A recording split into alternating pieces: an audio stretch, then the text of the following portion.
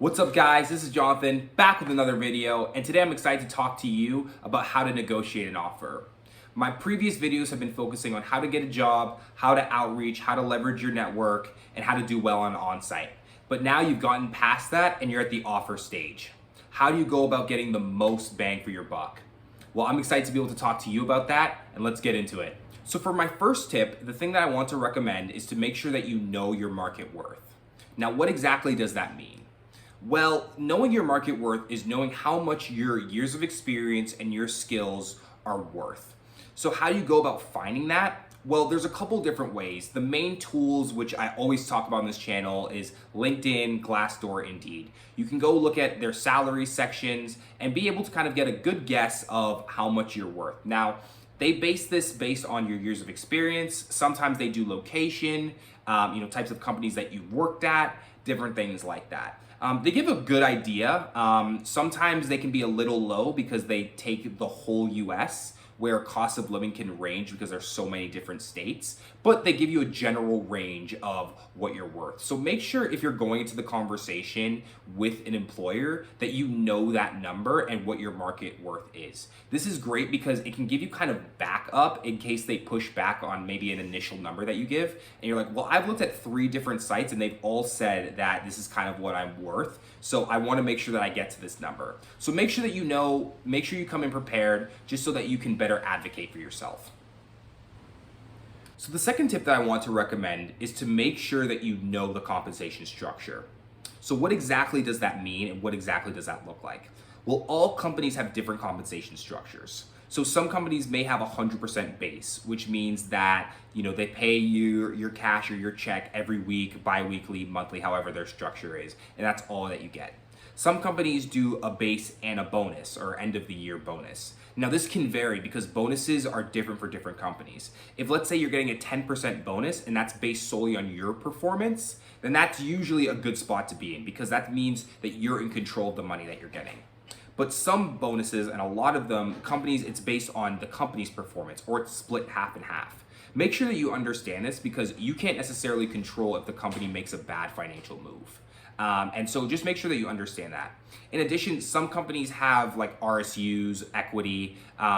Startups usually give a lot of private equity in case they get sold, or larger companies, Fortune 500, FANG companies, they'll give you RSUs, which means you actually get shares as a part of your compensation. So just make sure that you understand that. In addition to that, also look at the benefits, right? What is the dental, vision, paid time off, any discounts, different things like that. These are all different ways to make sure that you understand your full offer. Usually when I'm talking with candidates, a lot of them tell me I'm looking at the full package. And the reason for that is sometimes you can get paid really high in cash, but then the benefits aren't great. So you end up having to use that cash to basically pay for the lack of benefits. So just make sure that you understand that, know your compensation, know what the structure is so that you can come in and feel a little more prepared when negotiating. So the third tip I want to recommend is to make sure that you know your leverage.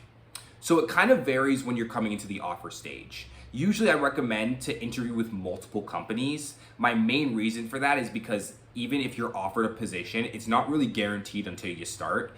You just never know. Obviously, earlier this year has shown there are a lot of people that ended up having offers rescinded, unfortunately, because of the pandemic. So you just want to make sure that you're doing, that you're interviewing and just giving yourself a little more option. But when you're coming to the actual offer stage, you want to make sure that you align both of the processes so that you can get the offers at the same time.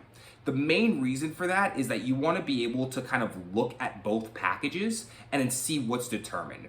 Now, if I come into the table and I have 3 other offers, I'm gonna have a lot more bargaining power than if it's just my current company or if I'm unemployed and then coming to that company. So make sure that you come in with leverage. If you have other offers, be transparent about that. You don't want to set a bad precedent of lying and then it comes to find out that you're actually not being offered that much. That's a really, really bad precedent. Do not do that. So make sure that you're honest and truthful about your other offers, but also be transparent about it because that could be your greatest bargaining tool. I can tell you from personal experience, I've interviewed at multiple companies at the same time and have leveraged other companies' offers to get the offer where I felt was fair for my worth. So make sure that you're doing that. Know your leverage. Know that when you're coming to the table, it's always better to have more options. So another tip that I want to recommend, and this is more so, I guess, a quality of life thing, is really kind of determining, is the offer worth it? And looking at how it's gonna change your life. So when I look at, if I were to ever, move or different things like that, the things that I would look to evaluate are a couple different things. How is this gonna affect my commute if I have to commute? How is this gonna affect the amount of hours that I have to work? How is this gonna affect location? Will it require travel? These are some of the questions that you wanna think about. Now, for me and my personal philosophy, I don't chase offers based solely on money. I wanna make sure there's career growth. I wanna make sure that I agree with the company values. I wanna make sure that I can have the flexibility to be able to spend time with my family. That's my personal opinion. But if, let's say, you're going into a role that's gonna potentially sacrifice one of those things, you can also use that as leverage. Coming to an employer, listen, my commute's gonna add by, 30 minutes a day, which prevents me from seeing time from my kids and my wife and doing other activities. I'm gonna need you to show that this is worth it for me to do that. So this is just kind of a quality of life thing, and it's a good leverage aspect. I don't overdo it. I think that a lot of people sometimes they'll be like, I'm moving like 25 minutes and, I can't really do anything about that. That's not really a great cause for me to be able to go and get more money for you.